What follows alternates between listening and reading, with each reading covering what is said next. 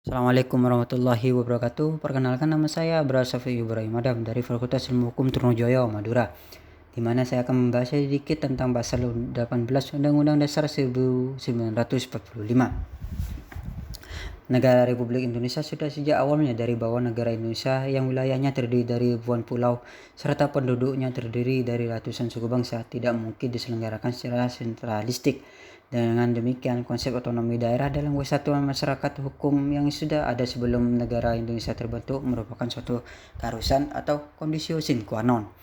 Dengan alasan ini, maka para pendiri negara sejak diberlakukannya Konstitusi Indonesia atau Undang-Undang Dasar 1945 mencantumkan konsep negara berupa negara kesatuan yang berbentuk republik, sebagaimana terdapat dalam pasal 1 ayat 1 Undang-Undang Dasar 1945 yang berbunyi, negara Indonesia ialah negara kesatuan yang berbentuk republik. Negara Republik Indonesia dibangun dalam sebuah kerangka negara yang berbentuk kesatuan, bukan berbentuk serikat. Penyelenggaraan pemerintahan daerah dalam Konstitusi Negara Republik Indonesia diatur dalam pasal 18 Undang-Undang Dasar 1945,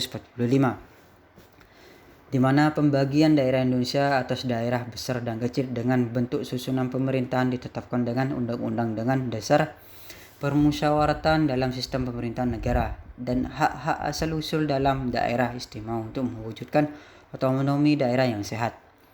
Hal ini terjadilah tarik-menarik dalam kehidupan bernegara.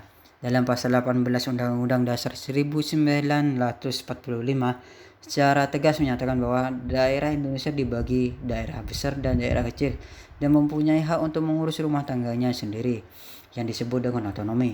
Otonomi adalah kemandirian suatu pemerintahan yang lebih rendah untuk mengatur dan mengurus sebagian urusan pemerintahan. Dalam kebijakan desentralisasi, otonomi daerah yang berlangsung di Indonesia masih sangat berjalan setengah-setengah. Hal itu ditunjukkan dengan pola campuran antara sentralisasi dan desentralisasi dalam menyusun paradigma otonomi daerah. Telah menjadi fakta historis bahwa sentralisasi Indonesia melekat dalam sistem pemerintahan maupun bentuk negara Indonesia yang menganut sistem presidensialisme dan negara kesatuan. Kedua hal tersebut mengharuskan sentralisasi diletakkan dalam kekuasaan pusat untuk menjamin stabilitas sosial dan politik di negara. Paradigma mendasar diharapkan desentralisasi otonomi daerah akan mensejahterakan dan meninggikan angka partisipasi masyarakat di aras lokal dalam pembangunan daerah.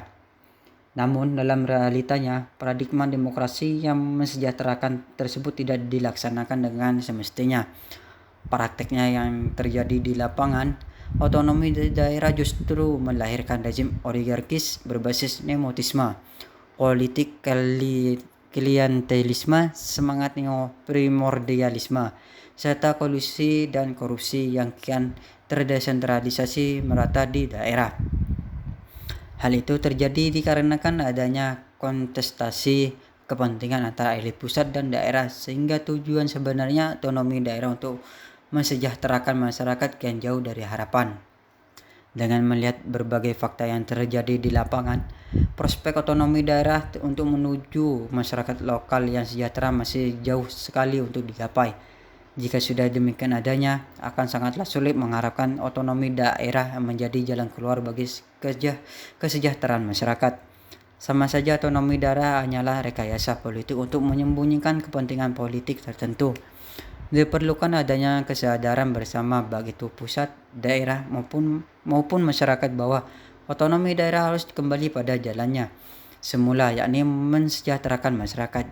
Jika semua pihak belum menyadari hal tersebut, otonomi daerah hanyalah retorika politik yang menghabiskan banyak anggaran negara. Sekian dari saya, mohon maaf jika ada kesalahan dalam berucap. Terima kasih, tetap jaga kesehatan.